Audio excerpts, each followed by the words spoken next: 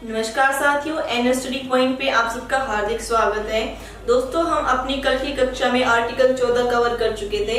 आज हम पढ़ते हैं आर्टिकल 15 के बारे में।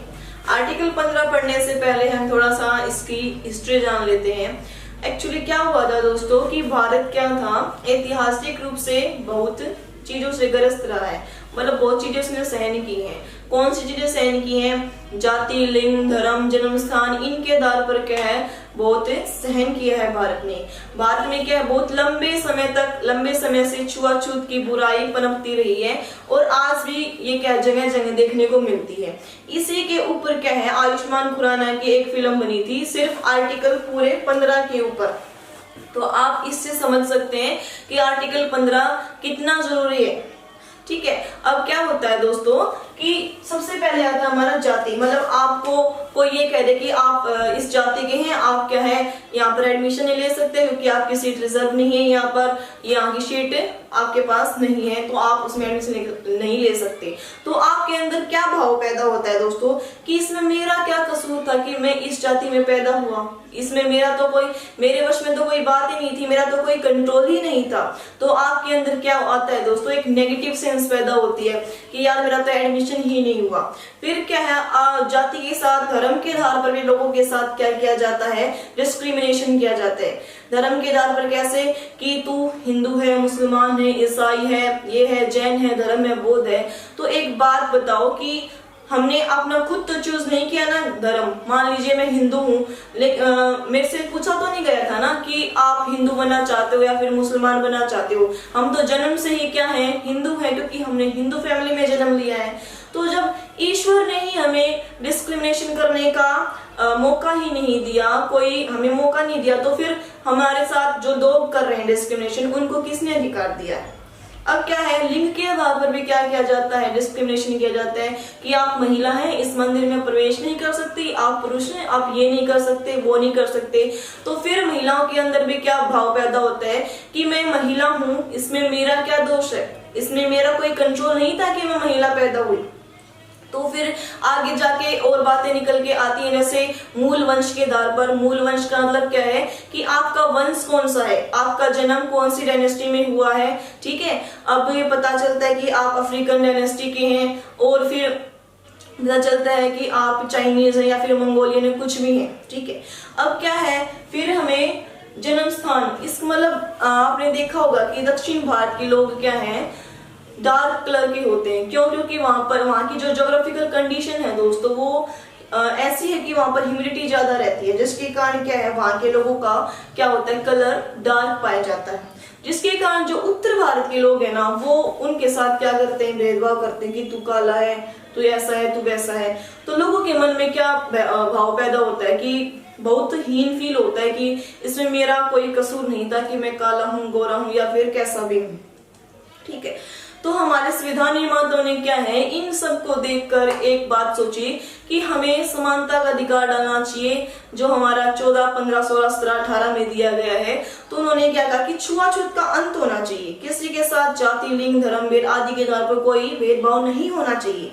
जन्म से क्या है सब एक समान पैदा हुए हैं। ठीक है, अगर हम किसी व्यक्ति के साथ क्या है इन सब के आधार पर, इन पांचों चीजों के आधार पर भेदभाव करते हैं, तो उसके साथ वो क्या है नेचुरल जस्टिस नहीं होगा दोस्तों। इसलिए हमारे संविधान निर्माताओं ने क्या किया, आर्टिकल 15 हमारे संविधान में डाला। आज वर्तमान में क्या है आर्टिकल 15 के 6 क्लोज बन चुके हैं। 15 क्लोज 1, 15 का क्लोज 2, 3, 4, 5 और 6।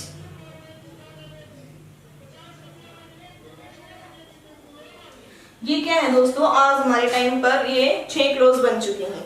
अब क्या है, अगर हम आपसे कोई प्रश्न पूछ ले कि क्या आर्टिकल 15 में सिर्फ छुआछूत के बारे में बात की गई है, तो ये अपने आप में एक आधा अधूरा आंसर होगा, क्योंकि आर्टिकल 15 अपने आप में बहुत बड़ा व्यापक चीज लिए हुए है। क्या व्यापक चीज लिए हुए है, आप इसको विस्तार से समझते हैं। सबसे पहले समझते हैं हम आर्टिकल 15 का क्लोज 1।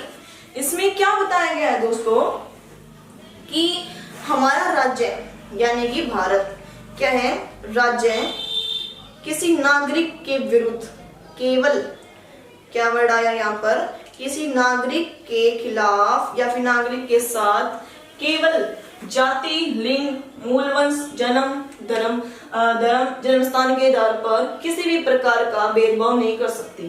क्या वर्ड आया यहाँ पर, केवल वर्ड आया।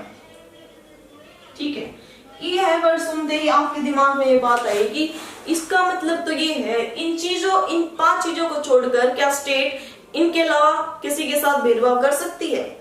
अब क्या है, क्योंकि हमारे संविधान निर्माताओं ने ये वर्ड डालकर क्या हिंट दे दी कि ये जो जाति, लिंग, धर्म, जन्मस्थान है इनको छोड़कर क्या बाकी किसी भी आधार पर इनके साथ भेदभाव किया जा सकता है। क्योंकि इसमें केवल वर्ड लिखा है तभी तो इसका कुछ मतलब होगा ना। अच्छा, अब आपके मन में सवाल पैदा होगा, क्या मैम निवास स्थान के आधार पर किसी के साथ भेदभाव किया जा सकता है? निवास मतलब एक होता है जन्म स्थान और एक होता है निवास। मतलब आपका जन्म हरियाणा में हुआ और आप रहते यूपी में हैं, तो क्या निवास स्थान के आधार पर किसी के साथ भेदभाव किया जा सकता है?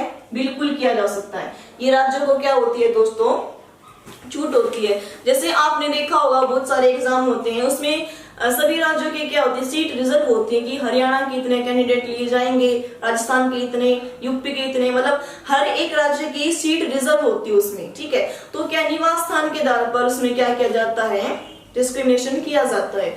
फिर आपके मन में दोस्तों आपके मन में सवाल पैदा होगा कि क्या भाषा के आधार पर भेदभाव कर सकती है हमारी राज्य? तो क्या है इसका आंसर क्या होगा, जी बिल्कुल क्या है, भाषा के आधार पर भी भेदभाव किया जा सकता है। कैसे किया जा सकता है? आपने देखा होगा कि जैसे महाराष्ट्र में बहुत ज्यादा बोलने वाले कौन सी भाषा है, मराठी। तो जैसे दूसरे स्टेट वाले बच्चे होते हैं वहां पर उनको नौकरी में इसलिए नहीं लिया जाता क्योंकि वो मराठी भाषा नहीं जानते। ठीक है, अब क्या है, अब हमारा आता है, हमने पढ़ लिया आर्टिकल 15 का क्लोज 1, फिर आता है हमारा आर्टिकल 15 का क्लोज 2। हमने आर्टिकल 15 क्लोज 1 में तो क्या पढ़ा कि राज्य नागरिकों के साथ ये सब नहीं करेगा। और फिर दूसरी में क्या कहा गया दोस्तों कि जो हमारे नागरिक हैं, क्या है, एक में तो क्या था, राज्य नहीं करेगा, एक में राज्य किसी के साथ इन 5 चीजों के आधार पर भेदभाव नहीं करेगा, और 2 में क्या है कि नागरिक भी एक दूसरे के साथ क्या है, जाति, लिंग, मूल वंश, धर्म, जन्म स्थान के आधार पर एक दूसरे के साथ भेदभाव नहीं करेंगे। अब इसका मतलब क्या है कि आपने गांव में देखा होगा, बहुत जगह देखा होगा कि तू फला जाति का, इस जाति का, इसलिए तू इस कुएं का पानी नहीं पी सकता, इस मंदिर में नहीं जा सकता क्योंकि तू नीची जाति का है। तो इनके आधार पर क्या है, नागरिक एक दूसरे के साथ भेदभाव नहीं कर सकते। ओके, अब मान लीजिए कि मैम आपने मुझे कह दिया कि आप फला फला जाति के या फिर इस धर्म के हैं, तो क्या मैं इस बात के ऊपर क्या करूं? तो क्या है, इसके लिए क्या है, हमारी सुप्रीम कोर्ट और हाई कोर्ट बनाई गई है दोस्तों। अब क्या है, संविधान निर्माताओं ने बात सोची कि छोटी छोटी बातों के लिए, हर चीज के लिए जो हमारे नागरिक है वो सुप्रीम कोर्ट और हाई कोर्ट तो नहीं जा सकते, इसलिए उनके लिए किसकी व्यवस्था की गई दोस्तों, पुलिस की व्यवस्था की गई। जैसे छुआछूत है, ये निवारक अधिनियम बनाया गया ताकि अगर किसी के साथ जाति, लिंग, धर्म, जन्मस्थान के आधार पर भेदभाव किया जा सकता है तो वो इस अधिनियम के तहत कहाँ जाएगा, अपने नियरेस्ट पुलिस स्टेशन में जाएगा, वहां जाकर क्या रिपोर्ट लिखवाया कि मेरे साथ ऐसे ऐसे इसने ये भेदभाव किया है, आप कदम उठाइए। तो क्या है, पुलिस वाले भी क्या हमें न्याय दिलाने में सहायता प्रदान करते हैं। तो हमने जान लिया कि आर्टिकल 15 क्लोज 1 में राज्य इन चीजों के आधार पर भेदभाव नहीं करेगा, और आर्टिकल क्लोज 15 के क्लोज 2 में नागरिक किसी नागरिक के साथ, दूसरे व्यक्ति के साथ क्या नहीं करेगा, ऐसा भेदभाव नहीं करेगा। ठीक है, अब जो आर्टिकल 15 का क्लोज 3 है ना, वो क्या है, आर्टिकल 15 क्लोज 1 और 2 दोनों का अपवाद है। मतलब इसमें क्या बताया गया है कि महिलाओं और बच्चों के